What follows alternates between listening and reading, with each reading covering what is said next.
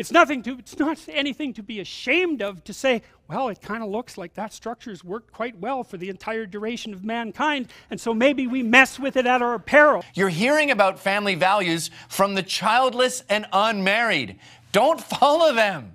The women have to stop blaming men for their sense of malaise or misery. I didn't create you people to kill and torture and rape each other. I created you to be good to each other. I love the God who had a flood.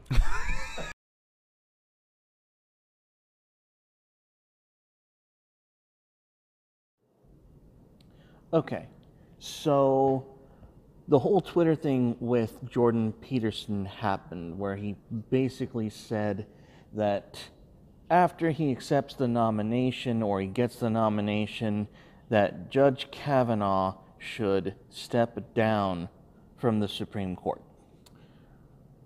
I disagree entirely. I couldn't disagree more. I couldn't say that, you know, that is a totally wrong decision, and I completely disavowed that particular decision.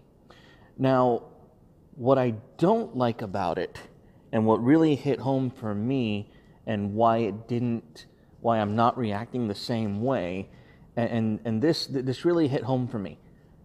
Jordan Peterson is not my Kanye. I don't view Jordan Peterson as the left might have seen Kanye West as, oh, this person is mine. His ideas are mine. They must be reflective of me and what I want from them. Jordan Peterson never had that kind of following from his followers. And I think that that says a lot about those who perhaps were inspired by him and wanted, you know, someone to look up to. And, you know, he was not a good person to give that kind of dedication to. He calls himself a classical liberal. He calls himself practically a leftist, as it were. But I think it's amazing that people on the right are looking at him and saying, "What are you doing? You're betraying us."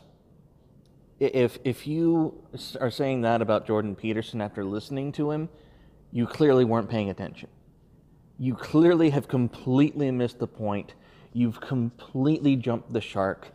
And, you know, and it's a reality check for us. It's a reality check. And the reality check is not Jordan Peterson isn't our guy.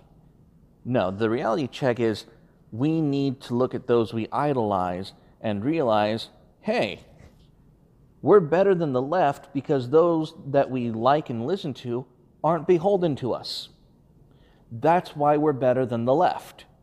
We are not beholden to the thoughts and ideas of those who say things that we like.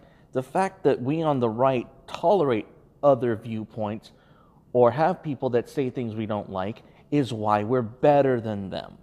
That's why we are superior. That's why we're winning, is that we actually have the conversation.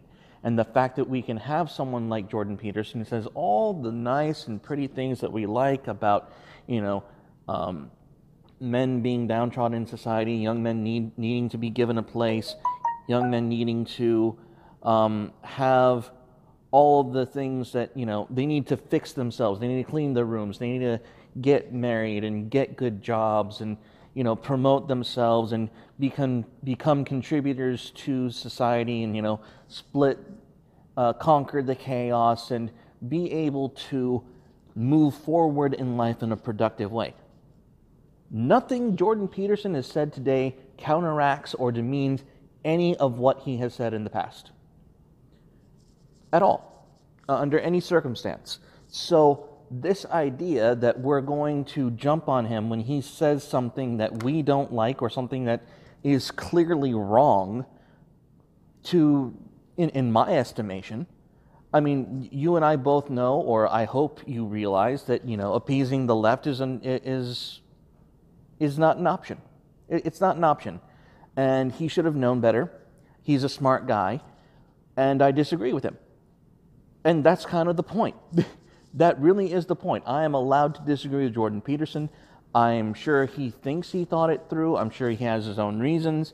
But the reason, and I'm floored by the analysis that, or the potential situation that we on the right view Jordan Peterson as our Kanye. We actually took a Canadian professor and said, this is our guy, all in on Jordan Peterson. And to me, that is completely laughable. The right shouldn't do that to anyone. That is completely against the principles of the right. The right should not be behind one person 100%.